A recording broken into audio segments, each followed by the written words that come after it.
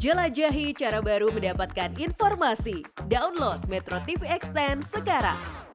Selamat pagi pemirsa, Anda menyaksikan Headline News. Kasasi Mahkamah Agung yang menganulir pidana mati Verdi Sambo menjadi penjara seumur hidup memantik kekecewaan dari publik, khususnya bagi keluarga Brigadir Yosua. Kuasa hukum Brigadir Yosua, Yonatan Baskoro, mempertanyakan keringanan yang diberikan kepada para terdakwa yang mendapatkan diskon hukuman hingga 50%. Menurutnya, putusan Mahkamah Agung harus segera dieksekusi.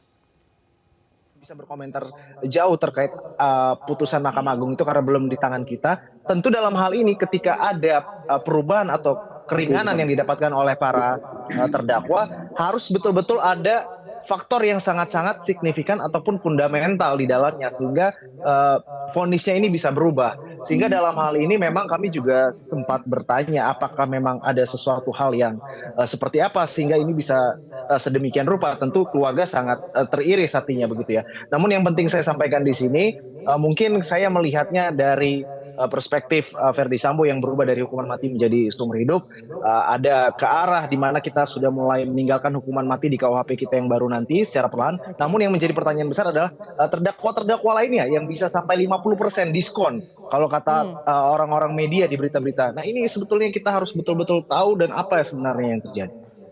Ya, pada dasarnya memang banyak sekali telaah-telahan terkait dengan bagaimana putusan Mahkamah Agung ini. Tentu lebih konkretnya lagi ketika kita bisa melihat pertimbangannya secara real. Tetapi yang ingin saya sampaikan di sini ada hal-hal yang patut kita kawal terus, yakni nanti jika ternyata Verdi Sambo ini menggunakan haknya untuk mengajukan PK.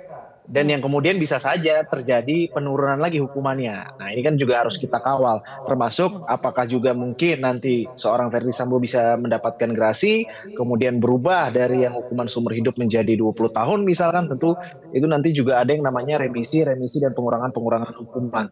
Namun satu hal yang ingin saya sampaikan di sini, supaya ini semua cepat selesai, cepat clear begitu ya.